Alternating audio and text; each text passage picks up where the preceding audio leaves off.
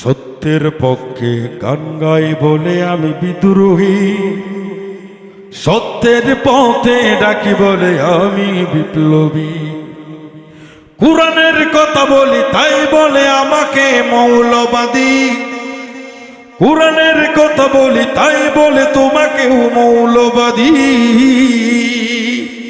কুরআনের কথা বলি তাই বলে আমাদের মৌলবাদী, জিহাদের কথা বলি তাই বলে আমাদের জঙ্গিবাদী। কেন বিদ্রোহী বিপ্লবী মৌলবাদী বলে জঙ্গিবাদী, বিদ্রোহী বিপ্লবী মৌলবাদী বলে জঙ্গিবাদী। জন্মের পরে তোর কানে আজান কি দেয়নি, তুমি মৌলবাদী ছাড়া হওনি।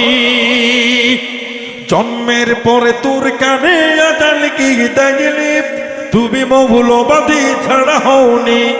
আবার মরণের পরে জানাজা পড়াবে, আবার মরণের পরেও জানাজা পড়াবে, তখন কোথায় পালিয়ে যাবি বিদ্রোহী?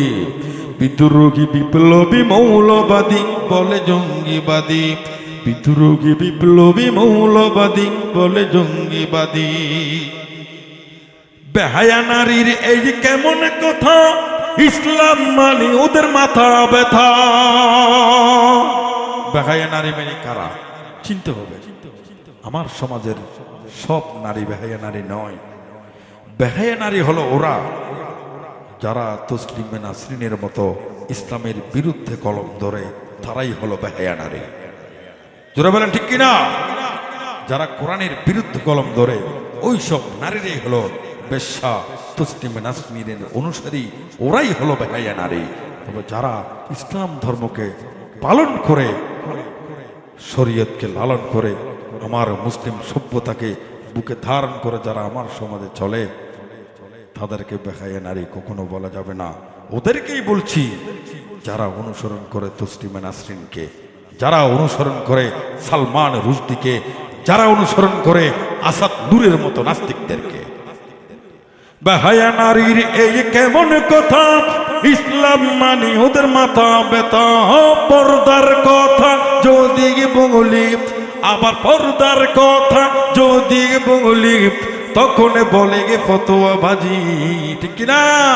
বিদ্রোহী বিপ্লবী মৌলবাদী কেন জঙ্গিবাদী, বিদ্রোহী বিপ্লবী মৌলবাদী বলে জঙ্গিবাদী।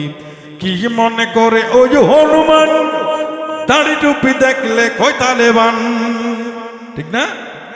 কি মনে করে ওই হনুমান, দাড়ি টুপি দেখলে কয় তালেবান।